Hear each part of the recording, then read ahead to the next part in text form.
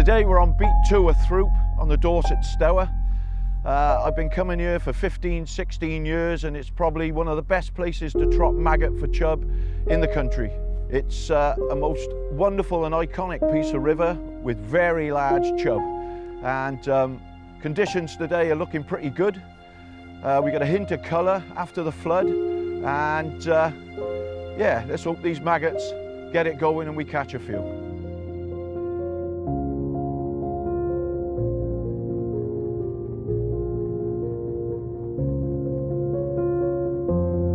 When you're chubbing down here, the best way with the feed is to keep it little and often. I generally stick 2 or 3 big pouchfuls through at the start, and then I will feed 12 or 15 maggots at a time and constantly keep them going. Every cast, keep the maggots going, keep them going, keep them going, and that's the secret to getting these chub out of some of these snags, and that is the main crack for catching these chub. Some people have said to me in the past that they feed for 30, 40 minutes before they actually cast. But I find on this water, especially because it's a day ticket water, these chub are looking for maggot. So I'll put a few pouchfuls in and literally 2 or 3 minutes later, I'll have my first cast. And on many occasions, I've caught on the first trot of the day. And I don't think you really need to wait for that first cast. Get the maggots going and them chub will respond. Well, we've been trotting for about 45 minutes to an hour. Started catching minnows and then, and he's come off. We were catching minnows and we hooked a chub and it's come off. But still, we'll carry on because I'm sure now there'll be some more there.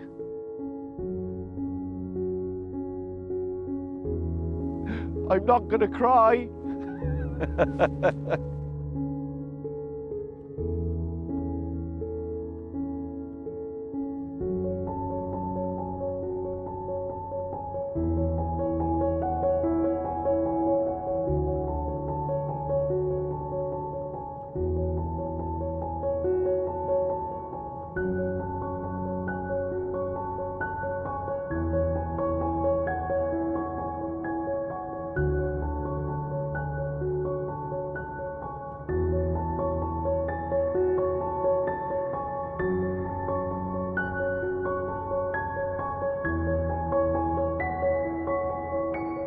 Well, we've been trotting. We lost one earlier. Oh, we've lost another one. Sake. Can you believe that? Can you believe that? We've had 2 good fish and we've pulled out of both of them. Hey, I'd have landed them if this crew here weren't with me. There we go. There was a chub on the end of that.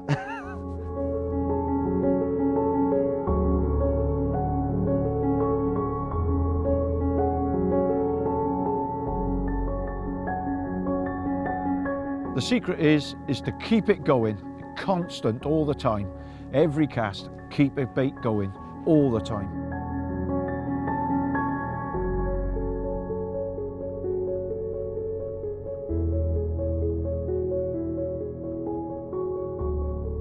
The rod and tackle I'm using today is a 15-foot float rod with 4 pound, 4.4 float fish mainline. The reasons I use a 15-foot rod is a lot of the times you need to get across the river to the slower water, and with the 15-foot rod it allows you to lift it up in the air and get it over the faster water, and for better presentation, because if you get a big bow in the line it'll pull that float off track and the bites won't come. It's very important actually to use a 15-foot rod, I think.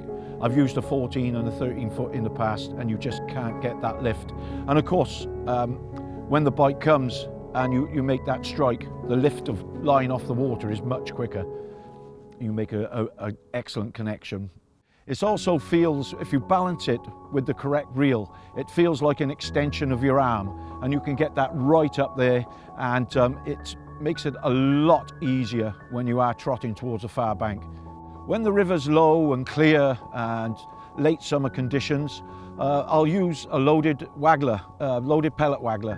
But a day like today, when the river is up and it's been in flood and it's dropping off and we have a bit of colour, I use a 6.4 gram loafer with a 5 gram Olivet and an 18-4 super spade hook to nylon, and you can get away with that in these colour conditions.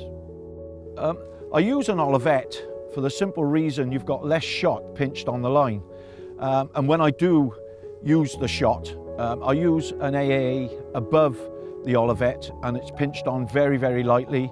I use a number 4 shot on my hook link, again pinched on very lightly, and most of the time when I hook a fish, by the time it's banked, the shot have fallen off. Down here over the years I've used this setup continuously, and when it's pushing and with a bit of colour, and I've had some very memorable sessions. I've had a session where I've had 4 6s in an afternoon. I've caught the odd 7, which is the holy grail for us chub anglers. Secret is little and often, and keep it going all the time.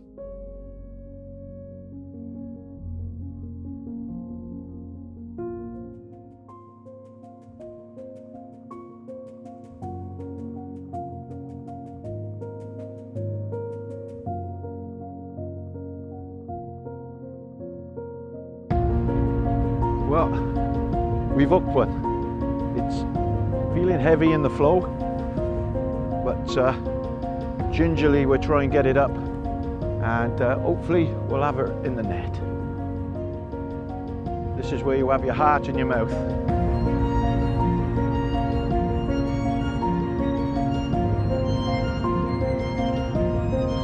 We want her in the net. It's the main thing we want.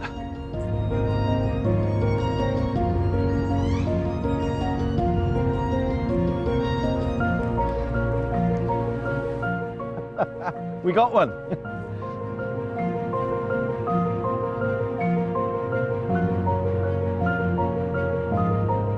It's been a bit of a grueler of a day, but we've trotted and trotted and sprayed 4 or 5 pints of maggots so far, and we've moved swim, 4th trot down. We've had one. Not a mythical monster, but a chub. And if it's the only one I catch today, I'll go home a very happy man.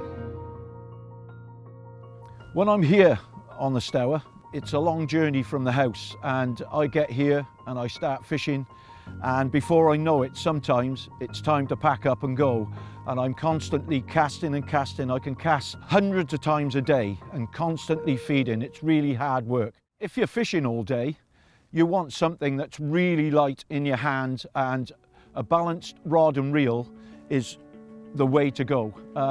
I use a 15-foot Acolyte Plus, and that combined with a smaller reel is absolutely perfect. You can hold it all day and you have no problems with your arm ache or anything.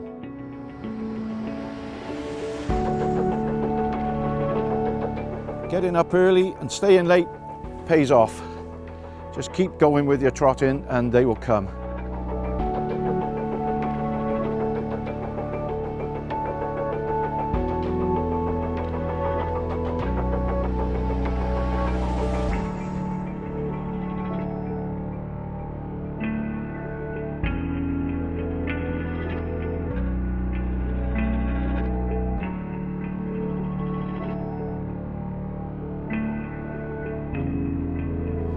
Here we go, after a hard day, there's another. The biggest fish of the day, probably, I don't know, 4, 5, 4, 6, who cares really. It's just a beautiful Throop chub.